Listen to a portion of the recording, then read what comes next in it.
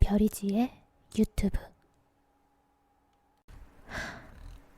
29 생일 1년 후 죽기로 결심했다. 하야마 아마리 지음 뒤 12개월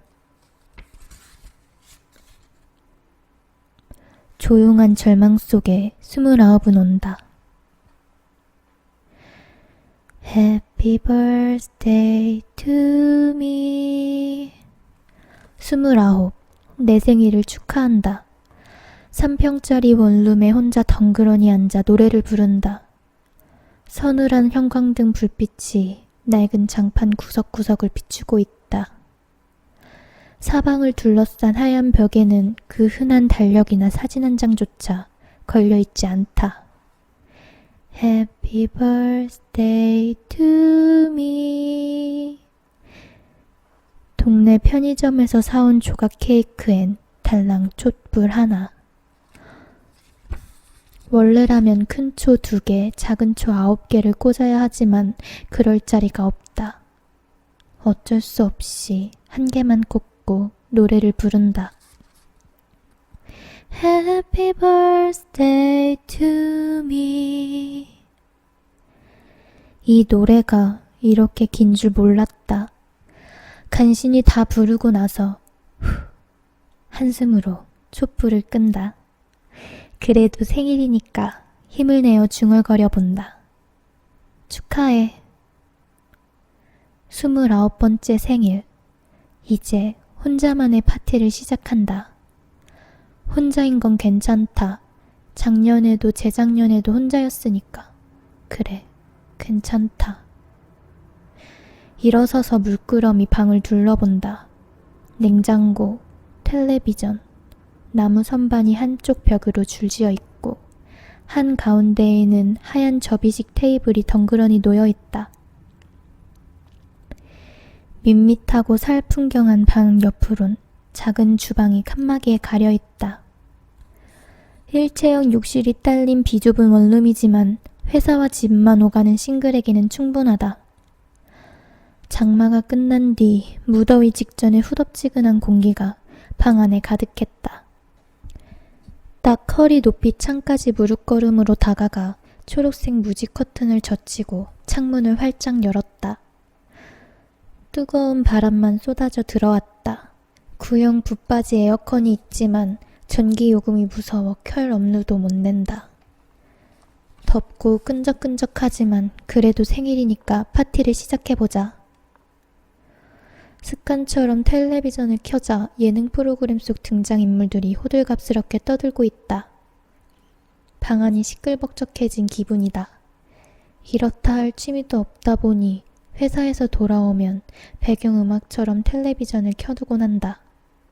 안 그러면 이 방은 무서울 정도로 적막하다.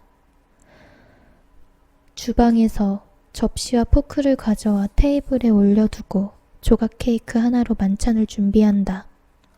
멋진 장소에서 생일 파티를 한다 해도 축하해줄 만한 친구 따윈 내게 없다. 뭐 그렇다고 회사에서 미운털이 박혔다거나 동료에게 따돌림 당하는 것도 아니다. 비록 파견 사원이지만 그래도 함께 점심 먹을 동료 정도는 있다. 하지만 그건 회사에 있을 때뿐. 퇴근 후나 휴일에 따로 만나서 놀만한 사이는 아니다. 외톨이는 아니지만 혼자인 사람, 파견 사원은 원래 그렇다.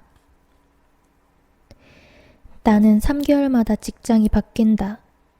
잘 부탁합니다 인사하고 나면 얼마 안 가 안녕히 계세요 하고 떠난다. 어차피 금방 헤어질 텐데 하는 생각이 늘 그림자처럼 따라다닌다. 정사원들과 개인적으로 교류할 일도 없지만 설령 함께 어울린들 그들처럼 즐길 여유는 없다. 정사원과 파견사원의 임금 격차는 그만큼 크다. 테이블 위에 내던져둔 우편물이 눈에 들어온다. 언제 봐도 흉물스러운 공공요금 독촉장들이다. 혼자서 낯선 곳을 전전하며 죽어라 이래도 독촉장은 늘 쌓여만 간다. 애써 무시하고 포크를 들어 케이크로 가져간다. 좋아하는 것부터 먹는 버릇 때문에 맨 먼저 케이크 위에 얹힌 탐스러운 딸기를 찍었다. 지그시 눈을 감고 입에 넣으려는 순간 딸기가 툭 하고 떨어지고 말았다. 안 돼. 너무 순식간이라 손 쓸 틈도 없이 딸기가 바닥에 뒹굴었다. 나는 반사적으로 손을 쑥 뻗었다. 바로 주우면 먹을 수 있어. 딸기를 집어들고 입으로 후후 불다 보니 크림 범벅이 된 딸기에 긴 머리카락 한 올이 달라붙어 있다. 괜찮아, 괜찮아. 씻으면 돼.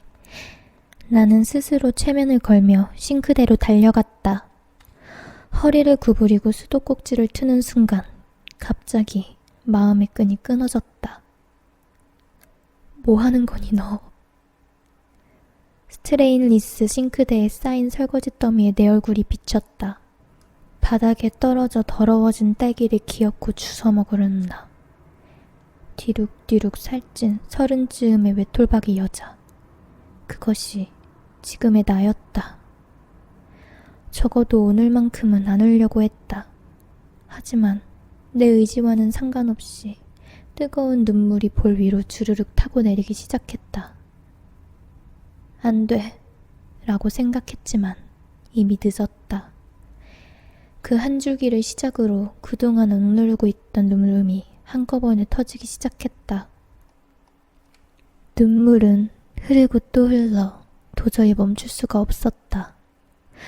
텔레비전 속의 연예인들은 박수를 치며 웃고 있었다. 나는 29이다. 나는 뚱뚱하고 못생겼다. 나는 혼자다. 나는 취미도 특기도 없다. 나는 매일 벌벌 떨면서 간신히 입에 풀칠할 만큼만 벌고 있다. 어쩌다가 이렇게 된 걸까? 내가 이렇게도 형편없는 인간이었나? 처음엔 물이 뜨겁지 않았다. 그래서 괜찮은 줄 알았다. 하지만 어느 순간 내가 끓는 물에 들어온 개구리라는 사실을 깨닫게 됐다. 아무리 발버둥 쳐도 현재의 삶에서 벗어나기 어려워진 것이다. 사실 돌이켜보면 20대 초반까지는 그런대로 괜찮았다. 상위권 대학을 정확히 4년 만에 졸업했고 얼어붙은 취업 한파 속에서도 한 금융회사 정사원으로 당당히 입사하기까지 했다. 하지만 거기까지였다. 나는 회사 분위기에 끝내 적응하지 못하고 1년도 채 못 돼 그만두고 말았다. 그때부터 나에게 현실이라는 이름의 창살이 둘러쳐지기 시작했다. 계약사원으로 재취업한 회사에서는 얼마 안가 계약이 중단되는 바람에 이후 계속해서 파견사원으로 일해야 했다. 20대 후반이 되어서야 나는 정사원이라는 메리트가 얼마나 중요한지 알게 되었다. 그때부터 다시 정사원이 되기 위해 직종을 가리지 않고 되는 대로 이력서를 수백 군데나 뿌리고 다녔다. 하지만 경기는 계속 나빠지고 이렇다 할 경험도 자격도 없는 나에게 돌아오는 것은 불합격 통지서일 뿐이었다. 기업 측은 입을 모아 이렇게 말했다. 우린 경력자를 원합니다. 대체 경력이란 건 어디서 어떻게 쌓아야 한단 말인가. 파견처의 기업명은 이력서에도 쓰지 못한다. 자격증은 따고 싶지만 그럴 만한 자금도 시간도 없었다. 나는 20대 초반에 저질렀던 그 아니하고 어리석었던 행동을 두고두고 후회했다. 돌아가고 싶다고 해서 쉽게 돌아갈 수 있는 곳이 아니란 걸 모르고 정사원이라는 그 엄청난 자리를 그토록 쉽게 내팽개쳤던 지난날의 내가 미치도록 미웠다. 물론 파견사원에게도 메리트는 있다. 융통성 있게 시간을 조절하고 근무 조건을 선택할 수 있다. 하지만 나는 원해서 파견사원을 하고 있는 게 아니다. 3개월 후에는 계약을 연장할 수 있을까? 이마저도 잘리면 어떡하지? 하고 마음 졸이며 사는 게 너무 힘들었다. 하긴 지금은 워낙 불황이라 정사원이라고 해서 해고되지 않는다는 보장도 없지만 어쨌든 맨 먼저 잘리는 것은 파견사원이다. 게다가 파견사원은 수입이 너무 적다. 매월 17만엔 정도의 보너스는 제로, 교통비 따윈 꿈도 못 꾼다. 황금 연휴니 여름 휴가니 세상 사람들 모두가 고대하는 휴가도 내게는 사활이 걸린 문제다. 어디론가 떠날 돈도 없을 뿐더러 휴가 동안엔 급여도 나오지 않는다. 결국 온 세상이 여행이다 보다 들떠있는 동안에도 나는 마냥 집에 틀어박혀 지낼 수밖에 없었다. 그런데도 휴가 기간이 끝날 때쯤엔 늘 생활비가 모자라 허덕였다. 최근 들어 워킹 푸어라는 말이 나돌고 있지만 그 기준은 보통 세금을 포함한 연수입이 200만엔 이하라고 한다. 사실 난 그 수입에는 간신히 턱걸이를 할 정도지만 그건 1년 내내 파견처가 끊이지 않을 때의 얘기다. 파견처가 끊기면 나도 연수입이 줄어들어 여지없이 그 범주에 속하게 된다. 이제 1년 뒤면 30. 그러나 통장 잔고는 마이너스에 저축은 언감생심이다. 하루하루가 불안하고 또 불안해서 견딜 수가 없다. 세상은 거대한 유리 거울 안쪽에 있고 나 혼자 거울 바깥에서 발버둥 치는 것만 같다. 어쩌다가 이렇게 된 걸까? 20대 초반에 회사를 그만뒀기 때문에 이렇게 된 걸까? 정말 그때 그 한 번의 잘못된 선택만으로 이 지경까지 오게 된 걸까? 그건 너무 억울하지 않은가? 아니, 더 큰 원인이 있겠지. 그럼 대체 어디서부터 어떻게 잘못된 걸까? 하고 싶은 게 없다는 죄. 있어도 그만, 없어도 그만인 그런 아이가 있었다. 뭔가를 아주 잘하는 것도 그렇다고 아주 못하는 것도 아니면서 아무런 의욕도 없는 그런 아이. 그게 나였다.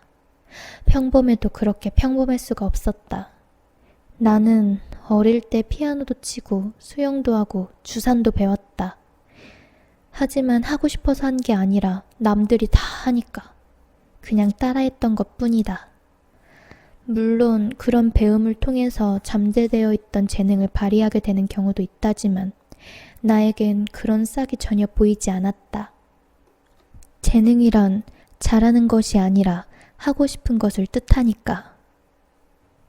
그러다 보니 차츰 배우는 데 실증을 내다가 결국 죄다 그만두고 말았다. 그래도 부모님한테 혼났던 기억은 없다. 부모님은 언제나 그렇듯이 늘 자상하게 나를 지켜봐 주었다. 어느 것 하나라도 이렇다 할 흥미가 없으니 특별히 잘하는 것도 있을 리가 없었다. 단 공부만은 예외였다. 타고난 몸치는 어쩔 수 없어도 공부라면 웬만큼 했다. 그래서 학원도 다니고 집에서도 꽤 열심히 공부했다. 성적이 올라갈 때마다 부모님은 기뻐했고 나 역시 덩달아 기뻤다. 하지만 그것도 중학교 때까지였다. 1류 고등학교에 입학하자마자 긴장이 확 풀린 탓인지 수업 진도를 따라가지 못했다. 성적은 뚝뚝 떨어지고 눈 깜짝할 사이에 나는 수업을 전혀 이해 못하는 열등생이 되어버리고 말았다. 다른 건 몰라도 공부만큼은 웬만큼 한다던 믿음마저 잃게 된 후로 나는 공부와 담을 쌓기 시작했다. 여기엔 공부를 하건 수업을 등한시하건 모든 것은 개인의 자유라는 지극히 자율적인 학교의 방침도 한몫했다. 나는 요리조리 출석 일수를 채워가며 간섭받지 않는 자유로움을 오히려 적극적으로 악용했다. 그런 식으로 고교 1, 2학년 시절을 보내고 3학년이 되어 진로 희망 용지와 마주했을 때 나는 눈앞이 깜깜했다. 더 이상 공부는 싫다. 그렇다고 벌써부터 일하는 것도 싫다. 그렇게 말도 안 되는 논리로 나는 진학을 희망했다. 진학을 하기로 했으니 희망학교를 정해야만 했다. 하지만 꼭 가고 싶거나 끌리는 학교는 없었다. 그래, 오빠가 나온 대학에 가자. 그럼 뭔가 설레고 신나는 일이 생길지도 몰라. 나보다 8살 많은 오빠는 이미 사회인이 되어 독립했지만 워낙 사교적이라 많은 친구들과 어울리며 즐거운 대학 시절을 보냈었다. 나도 막연히 그런 대학 생활을 하고 싶었다. 그런 유치한 동기로 나는 오빠가 다녔던 그 어려운 사립대학의 뜻을 두었다. 학교 수업도 제대로 따라가지 못하던 내가 명문대를 목표로 삼았으니 대체 누가 진지하게 받아들였을까? 그래도 나는 그때부터 혼자서 고교 과정을 처음부터 다시 밟기 시작했다. 그리고 거짓말처럼 오빠와 같은 대학에 입학할 수 있었다. 가끔은 아무런 열정도 설렘도 없는 사람이 공부를 잘하는 경우가 있다. 친구들과 어울려 놀거나 음악, 미술, 춤, 게임 같은 것들에 그다지 흥미를 못 느끼다 보니 그저 책상 앞에 앉아 공부만 하는 그 지루한 시간을 비교적 덤덤히 이어갈 수 있는 것이다. 불러내는 친구도 없고 별다른 유혹거리도 없이 나는 그냥 입시를 위해 공부를 해나갈 수 있었다. 훗날 사회에 나가서야 알게 된 사실이지만 세상에는 그런 식으로 공부만 잘했던 사람이 꽤 많다. 자기가 뭘 좋아하고 뭘 잘하는지도 모른 채 고속열차처럼 학창시절을 내달리다가 어느 날 툭 하고 세상에 내던져진 그런 사람들 말이다. 얼마나 황당한지 모른다. 학교에서야 정말 잘 나갔지만 사회는 공부와는 전혀 다른 것들로 굴러가고 있지 않은가? 게다가 사회에서 필요한 것, 예컨대 관계의 기술 같은 것들은 책으로 공부한다고 해서 쉽게 배울 수 있는 게 아니다. 그건 어릴 때 친구들과 엎치락 뒤치락 하면서 자연스럽게 몸에 배게 되는 몸의 습관과도 같은 것들이다. 그것보다 더 당황스러운 것은 사회에 나가서야 비로소 학교 때는 보이지 않던 의지의 인간들이 보인다는 것이다. 그들은 정말로 자기가 좋아하는 것을 하기 위해 살아가는 사람들이다. 그들은 말버릇처럼 난 기필코 이 일을 꼭 해내고 말 테야 라고 외치며 살아간다. 잘하고 못하고가 중요한 게 아니다. 그런 절실함이 놀라울 따름이다. 고교 3학년, 그저 오빠가 다녔던 대학에 진학하겠다는 막연한 생각만으로 공부했던 나에게 그런 가슴 떨리는 꿈 따위는 전혀 없었다. 그게 문제였다. 그것도 아주 큰 문제. 나에게 죄가 있다면 그건 아마 하고 싶은 게 없다는 죄일 것이다. 인생의 정점을 향한 죽음의 카운트다운. 싱크대 앞에 멍하니 서서 살아온 날들을 생각하니 한숨만 나왔다. 그리운 추억도 아련한 풍경도 없이 너무도 짧게 끝나버린 회상이었다. 눈물도 다 말랐고 이제 나에겐 아무것도 없다. 친구나 취미는 원래 없었고 애인도 미래도 모두 사라졌다. 집안은 병든 아빠의 퇴직금과 연금으로 빠듯하게 살고 있어 기댈 수도 없다. 더구나 나를 그렇게 사랑해주던 가족의 곁을 스스로 박차고 나온 마당에 무슨 낯으로 다시 돌아갈 수 있을까? 그나마 좋아하는 것이나 몰두할 수 있는 취미라도 있었더라면. 아무리 가난해도 친구들과 함께 아마추어 극단이나 밴드 활동을 하며 살아가는 사람들이 너무도 부러웠다. 뭐라도 한 가지 몰두할 수 있는 게 있었더라면 내 인생도 조금은 달라지지 않았을까. 하지만 29회가 지나는 동안 한 번도 갖지 못했던 흥미거리를 이제와 어디서 찾을 수 있을까? 대체 난 뭘 위해 살고 있는 걸까? 그 순간 갑자기 소름이 쫙 끼쳤다. 무시무시한 생각을 하고 만 것이다. 마치 절대로 열어서는 안 될 재앙의 상자를 열어버린 느낌이었다. 다시 닫으려 해도 이미 뚜껑은 열리고 말았다. 나란 인간, 과연 살 가치가 있는 걸까? 순식간에 나라는 존재가 너무도 무의미하게 느껴졌다. 아무에게도 도움되지 않고 누구한테도 필요하지 않는, 있어도 그만, 없어도 그만인 존재. 어릴 적에 나는 가족의 사랑 속에서 컸다. 지금도 그 사랑을 의심하지는 않는다. 야무진 구석이라곤 하나도 없는 딸이 이렇게 밑바닥 생활을 하고 있다는 걸 부모님이나 오빠가 알게 된다면 분명 괴로워할 것이다. 그런 가족에게 나란 인간은 짐밖에 되지 않는다. 문득 방 한가운데 놓인 테이블에 눈이 멎었다. 딸기를 잃고 찌부러진 조각 케이크가 눈에 들어왔다. 보잘것없는 싸구려 케이크와 아무짝에도 쓸모없는 29살 여자. 그래, 잘 어울리는구나. 내세울 것 하나 없고 공공요금 내기에도 빠듯한 생활이지만 그래도 지금까지는 젊음 하나로 어떻게든 버텨왔다.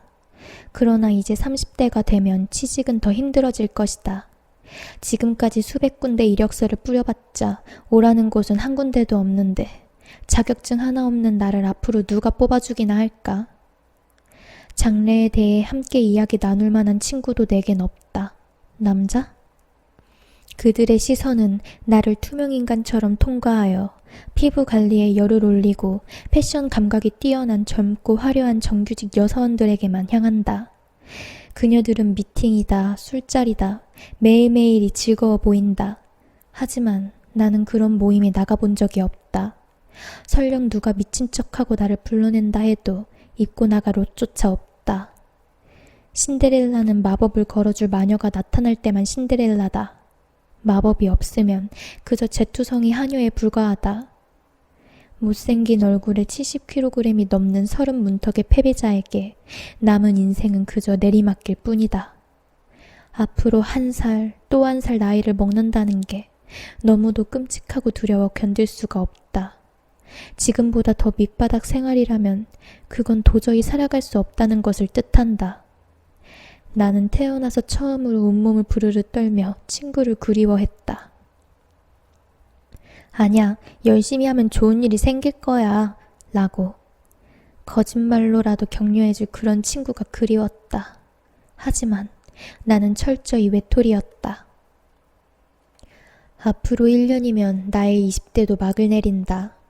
그런 생각이 들자 지금껏 품어왔던 작은 희망마저 사그라졌다. 내 앞에 있는 인생은 깜깜한 터널과도 같다. 지금부터 80까지 산다고 치면 앞으로 약 50년. 그 숫자를 떠올리자 몸소리가 쳐졌다. 앞으로 50년이라니 집세는 제때 낼 수 있을까? 수도가 끊긴 좁고 어두운 방 안에서 냄새나는 늙은이로 혼자 쓸쓸히 생을 마치게 되진 않을까? 문득 고독사라는 단어가 떠올랐다. 간호는커녕 죽음조차 혼자 쓸쓸히 맞아야 하는 미래의 내 모습을 떠올리자 몸서리 칠 정도로 무서워졌다. 그때 부엌에 걸어둔 칼이 어떤 빛에 반사되어 반짝거렸다. 왜 갑자기 그 섬뜩한 칼날이 눈에 들어왔을까? 그래, 지금 죽으면 그래도 아직은 나를 위해 슬퍼해줄 사람이 있을 거야. 내 죽음을 이해해줄 사람이 있을지도 몰라. 나는 천천히 칼 쪽으로 손을 뻗었다. 단순한 조리도구에 지나지 않던 칼이 돌연 무시무시한 흉기로 변했다. 칼을 쥐자 주위의 모든 소리가 사라졌다. 칼을 쥔 오른손이 미세하게 떨렸다. 나는 천천히 칼날을 손목에 갖다 댔다. 그렇게 차가운 느낌은 처음이었다. 그 상태로 길고 긴 시간이 흘렀다. 아니, 마치 시간의 바깥에 서 있는 기분이었다. 엄마, 아빠, 오빠의 얼굴이 스쳐 지나갔다. 헤어진 남자의 얼굴과 학창시절의 몇몇 얼굴도 떠올랐다. 온몸이 덜덜 떨리고 천장이 빙빙 돌기 시작했다. 내 안에서 유혹의 목소리가 들려왔다. 괜찮아. 눈 질끈 감고 단번에 싹 그으면 돼. 아프지 않아. 그냥 피만 나올 뿐이야. 그럼 천천히 잠자듯이 세상을 떠나는 거야. 곧이어 또 다른 목소리가 들려왔다. 아깝고 억울하지 않니? 한 번도 폼나게 살아보지 못했잖아. 잘 생각해봐. 혹시 알아? 뜻하지 않는 기적이 생길지? 사방은 무섭도록 적막했지만 내 머릿속은 지옥의 한복판처럼 요란한 소리로 가득 찼다. 칼을 쥔 손과 칼날이 닿은 손 모두 감각을 느끼지 못할 만큼 저려오기 시작했다. 그리고 다음 순간 나는 칼을 떨어뜨리고 말았다. 그리고 풀썩 주저앉아 힘없이 고개를 떨궜다. 못하겠어. 못하겠어. 무서웠다. 죽는 게 무서웠다. 죽는 것보다 사는 게 더 무섭다고 더는 못 견디겠다며 도망치고 싶어 하면서도 나에겐 죽을 용기조차 없었다. 나는 공기 빠진 풍선처럼 널브러져 있었다. 살아갈 용기도 죽을 용기도 없다. 나란 인간. 끝끝내 이도 저도 아니구나. 초점을 잃어버린 나의 시선은 텔레비전 브라운관만 향해 있었다. 화면에서는 형형색색의 외국 풍경이 번쩍번쩍 빛났다 사라지기를 반복하고 있었다. 내레이션은 일상에 지친 그대 어서 떠나세요 라고 말하지만 나와는 아무런 상관도 없는 풍경이었다. 경쾌한 배경음악이 나에게는 장송곡처럼 느껴졌다. 이젠 울 기력마저 없었다. 그때였다. 갑자기 화면이 확 바뀌더니 뭔가 반짝이는 빛이 내 안으로 확 빨려 들어왔다. 화면 속에는 너무도 아름다운 세계가 펼쳐지고 있었다. 화려하고 눈부신 빛의 축제, 웃음이 끊이지 않고 세상의 모든 행복이 다 들어있는 듯한 세계. 그곳은 바로 라스베이거스였다. 언제나 볼 수 있는 흔해 빠진 여행 프로그램이었지만 화면 속 라스베이거스는 이상하리만치 전율로 다가왔다. 나는 화면에서 시선을 뗄 수가 없었다. 화려하게 차려입은 연예인들이 라스베이거스의 거리에서 우아하게 즐기고 있었다. 테마파크처럼 흥미진진한 호텔 레스토랑에서 호화로운 식사를 하고 거대한 아울렛에서 쇼핑을 즐기는 사람들, 스릴 만점의 쇼가 펼쳐지고 카지노에서는 슬롯머신을 즐기며 큰 소리로 잭팟을 외쳐대는 사람들. 그곳은 호화로움의 극치이며 완벽한 양의 세계, 어둠은 없고 오로지 빛과 화려함만 존재하는 세계였다. 저 사람들 참 좋겠다. 너덜너덜한 바닥에 퍼즐로 앉아있는 나의 현실과 라스베이거스 사이에는 언겹의 간격이 있어 결코 닿을 수 없는 것이다. 내가 숨쉬는 것과 똑같은 공기로 호흡할 수 있는 곳에 저런 세상이 있다는 게 새삼 신기했다.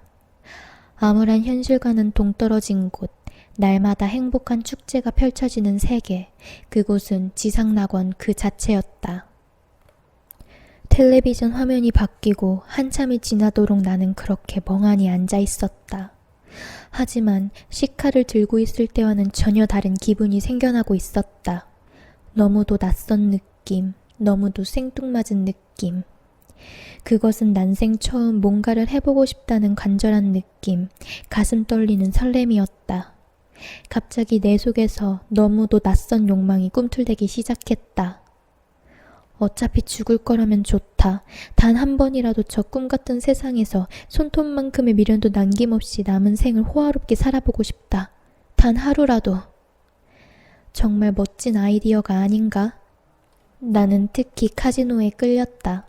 지금껏 만져보지도 못한 엄청난 거금이 순식간에 사라지거나 혹은 수십 배로 부풀려지는 곳. 나는 그곳에 가고 싶었다. 가서 화면 속에 선택받은 사람들처럼 파라다이스 한복판에 나를 내던지고 싶었다. 생활비를 쪼개고 또 쪼개도 항상 돈에 쪼들리는 나로서는 당연히 상상도 못할 일이었다. 하지만 뭐 어떤가? 어차피 죽으려고 하지 않았나?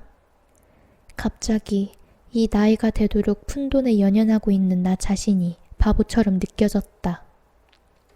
뭐 그리 아까운 인생이라고 그렇게 바들바들 떨면서 살아왔던가. 그래, 모든 것을 버리자. 죽을 용기조차 내지 못하는 것은 분명 아직 뭔가의 미련이 있기 때문이다. 카지노에 전부를 걸고 다 잃어버리면 아마 미련 따윈 남지 않겠지. 그러면 산뜻한 기분으로 죽을 수 있지 않을까?